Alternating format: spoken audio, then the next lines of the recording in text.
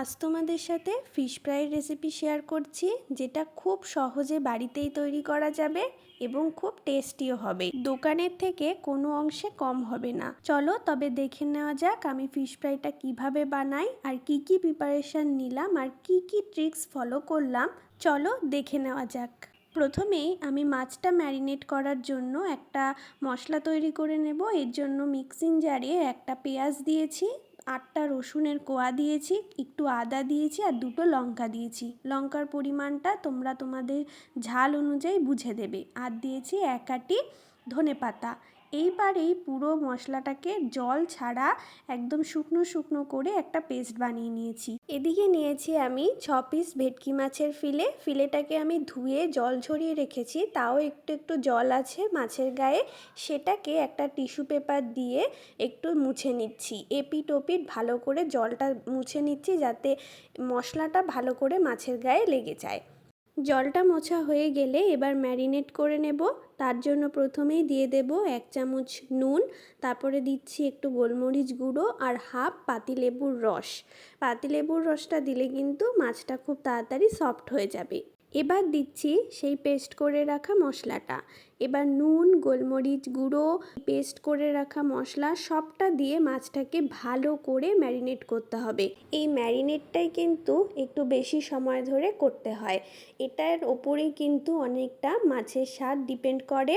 বাকি যে মশলাটা আমার মিক্সিং জারে রয়ে গেছিলো সেটাও এবার দিয়ে দিচ্ছি আর মাছের এপিট ওপিট ভালো করে ম্যারিনেট করে নিচ্ছি।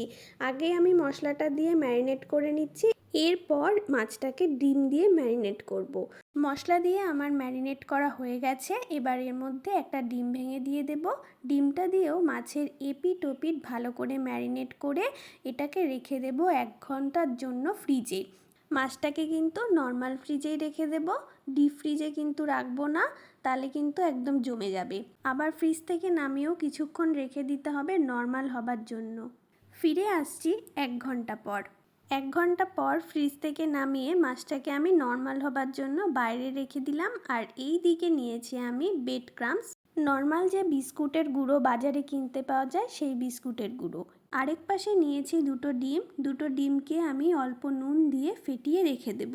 মাছগুলোকে কোট করার সমস্ত প্রিপারেশান আমার রেডি হয়ে গেছে। মাছগুলোও এতক্ষণে হয়তো নর্মাল হয়ে গেছে। চলো এবার মাছগুলোকে দেখে নিই। এই দেখো মাছগুলো মোটামুটি ম্যারিনেট হয়ে গেছে আর অনেকটা নর্মালও এসে গেছে। এবার মাছটাকে আরেকটু ভালো করে ম্যারিনেট করে নিচ্ছি। 2 মিনিট একটু ভালো করে ম্যারিনেট করে নিয়েছি। এবার আমি এই ম্যারিনেট করা মাছটাকে প্রথমে তুলে আমি শুকনো ব্রেড ক্রাম্বসে দিয়ে দেব। এবার মাছটাকে ভালো করে ব্রেড ক্রাম্বসের সাথে চেপে চেপে কোট করতে হবে। যেখানে যেখানে দেখবে ব্রেড ক্রাম্বস লাগেনি সেখানে সেখানে আবার ভালো করে চেপে চেপে ব্রেড ক্রাম্বস লাগাবে, একদম যেন ফাঁকা না থাকে। এবার আলতো হাতে ব্রেড ক্রাম্বস থেকে এটাকে তুলে নেব। তুলে এটাকে দিয়ে দেব ডিমের গোলাতে। ডিমের গোলাতে দেওয়ার সময় একটা হাত শুকনো রাখবে, একটা হাত ডিমে দেবে, তাহলে তোমার আর ব্রেড ক্রাম্বসগুলো ভিজে যাবে না। আমি যেমন বাঁ হাতটাকে ডিমে ভিজিয়েছি আর ডান হাত থেকে চেপে চেপে ব্রেড ক্রাম্বসে কোট করছি। ডিম থেকে তুলে নিয়ে আবার ব্রেড ক্রাম্বসে দিলাম, আবার ব্রেড ক্রাম্বস দিয়ে ভালো করে চেপে দেব। এই কাজটাকে কিন্তু একটু ধৈর্য ধরে করতে হবে যাতে কোনো অংশে একদম ফাঁকা না থাকে। পারলে চেষ্টা করবে এই ফাইনাল কোটটা দেওয়ার পরেও কিছু ব্রেড ক্রাম্বস ভিজে নরম হয়ে যায়, তার জন্য আরেকবার শুকনো ব্রেড ক্রাম্বসে আরেকবার কোট করে নিতে। দেখো আমার এটা কমপ্লিট হয়ে গেছে। এবার এটাকে একটা ছুরির সাহায্যে একটু সাইডগুলো চেপে চেপে দেব, তাহলে ফাইনালে ফিনিশিংটা দেখতে বেশ ভালো হবে।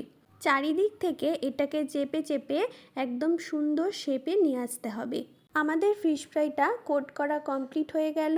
এই অবস্থাতেও কিন্তু ডিপ ফ্রিজে কয়েকদিন স্টোর করে রেখে দেওয়া যায়, কিন্তু আমি তো এখনই ভেজে খাবো। ফিশ ফ্রাই কি আর তৈরি করে স্টোর করে রাখা যায়? তো কড়াইতে তেল গরম করতে বসিয়ে দিয়েছিলাম। তেলটা যখন বেশ ভালো গরম হয়ে গেছে তখনই ফিশ ফ্রাইটা ছেড়ে উল্টে পাল্টে ভেজে নামিয়ে নেব।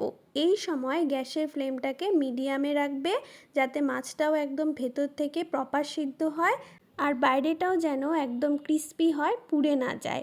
যখনই দেখবে হালকা লাল লাল হয়ে এসছে তখনই তুলে দেবে। একদম কিন্তু কালো হওয়া পর্যন্ত ওয়েট করবে না, তাহলে কিন্তু পুড়ে যাবে। আমার প্রথম ফিশ ফ্রাইটা ভাজা কিন্তু কমপ্লিট। তুলে একটা টিস্যু পেপারে তেলটা সোক করার জন্য রেখে দিলাম। এরপরে একে একে বাকি ফিশ ফ্রাইগুলো আমি ভেজে নিচ্ছি। তোমরা বলো কার কার এই ফিশ ফ্রাই দেখে খেতে ইচ্ছে করছে?